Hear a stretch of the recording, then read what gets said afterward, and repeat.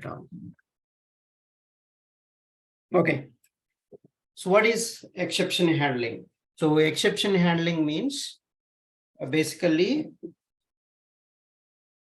when you are running your program, so at runtime, you will get errors, right? You will get some errors and then program will terminate. So when the program terminates, so we don't know why it is terminated, what is the reason, you won't get properly. So then system generated message will be there, you cannot understand it properly. So to understand very clearly, so we need to make sure a custom messages, proper custom messages, you can give it. So to give a proper custom messages, you need a exceptions topic. So to handle runtime exceptions, so compile time means you can handle. To handle runtime exceptions, runtime we cannot do anything. How can you handle runtime exceptions? We handle runtime exceptions. So we're going to use this exception handling concept. And to handle a runtime errors or exceptions, and also when you handle them, normal flow of your program execution will be continued till the end of the program. So even in the middle, you got some exception, it won't stop there if you handle the exceptions. If you don't handle the exceptions, the program will terminate there itself and it won't continue further. So that is called exception handling concept. And so what is an exception? So exception means unwanted, unexpected event which occurs during your program execution, and then it will disrupt your normal flow of program execution. Basically, that's the exception means. So suddenly it will come and your program will terminate on the same line and it won't continue. So even it can continue, but still it won't continue. So that if you want a smooth execution of your entire program, we need a exception handling concept. And that exceptions, so we need to handle them. So there are two types of exceptions we have, so that we'll discuss in down. So what is the difference between error and exception? So error is a small mistake in the program which can be handled easily. So error is a serious problem in your code. So it is not catch. Error cannot be so catch, but exception, so you can catch that. So at runtime or compile time, you can catch that. Error is something you have to fix the code, but here the code is correct, but so the bad inputs, such things will create a problem, and that is the exception you can handle at runtime. So to handle that runtime so exceptions, okay, to handle them, you need to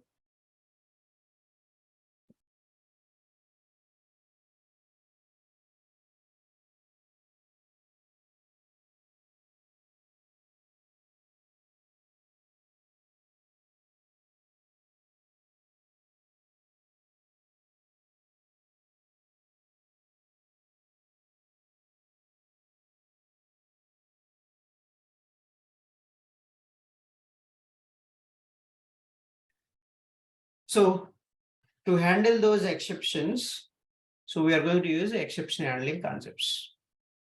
So why exceptions will occur is because different reasons. One is non-existing file you are trying to open, you are trying to give a bad input, and your network connection issues. All these are reasons for these exceptions. So then let's see the hierarchy of exception classes. All these exception classes are available in java.lang package. Java.lang page, you can find them. So the root class of exception class is throwable. Throwable is the root class. So in the throwable class, you have a exception class, error. Exception, this is our child exception immediate parent is throwable. Throwable above object class. That's the object is the top. So on top of that, there is no other class. So any class the parent for any class is the object class. The parent of any Java class is object. And here exception extends to throwable. So that's the one. And also in the exception again categorized into IO exception, SQL exception, class not found exception, runtime exception. So again, runtime is categorized into this arithmetic exception, null pointer exception, number format exception, array index out of bounds exception, and string index out of bounds exceptions. These are all you will get only at runtime. So these things you will get only at a compile time. So IO exception, SQL exception, and a class not found exception. These you will get at a compile time only. So that means there are two types of exceptions, and I'll come to that point in just a few minutes. So next, error category. So you have error category like stack overflow error, virtual machine error, out of memory error. So these are all the memory related. And then we have different type of errors.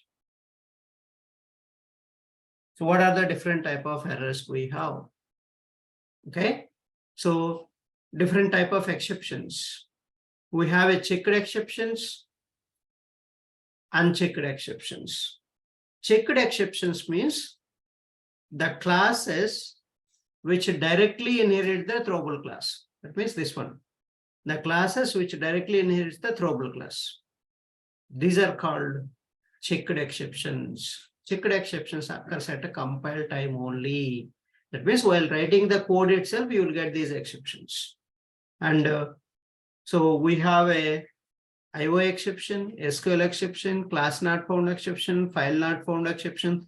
These are all comes under checked exceptions. So what is checked exceptions?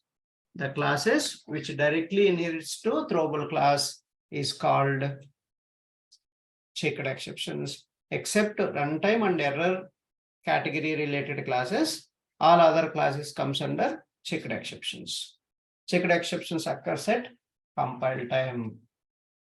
And example is SQL exception, IO exception, file not found exception, and right. So these are some of the checked exceptions.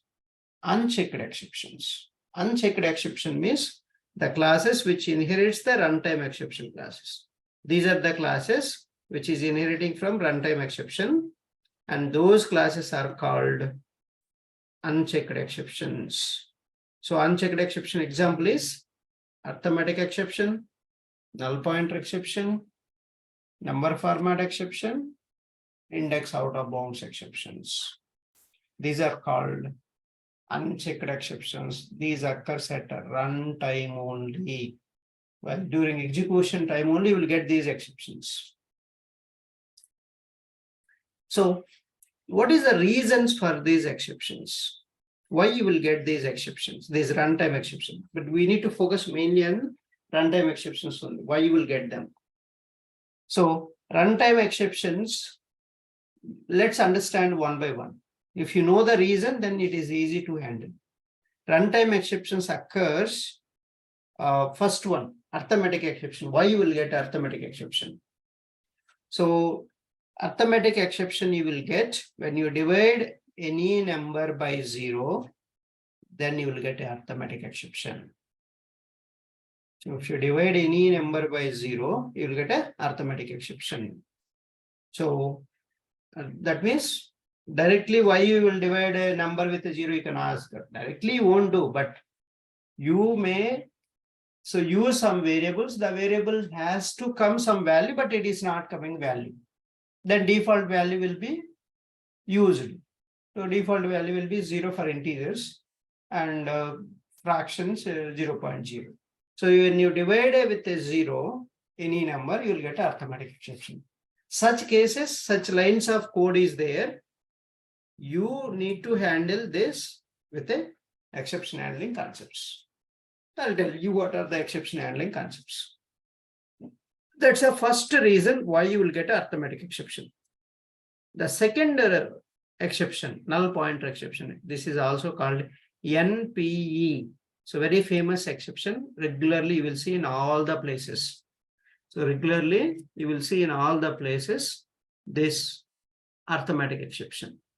So sorry, null pointer exception.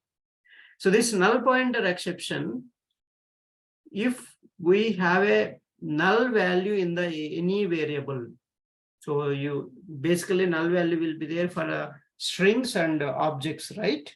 Strings and objects have a null value. On that null variable, if you call the methods and you are using that reference variable, null variable anywhere to call the methods, to call the variables, then you will get a null pointer exception. That means that variable has a null value.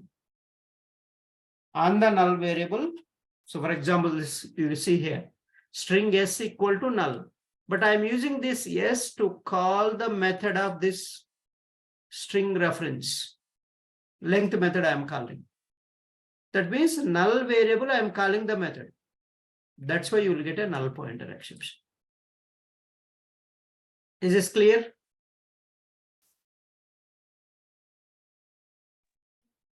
Yes, sir. Okay, next, number format exception. Why you will get a number format exception? When you do a wrong formatting of conversion. So wrong formatting of any value make a number format exception.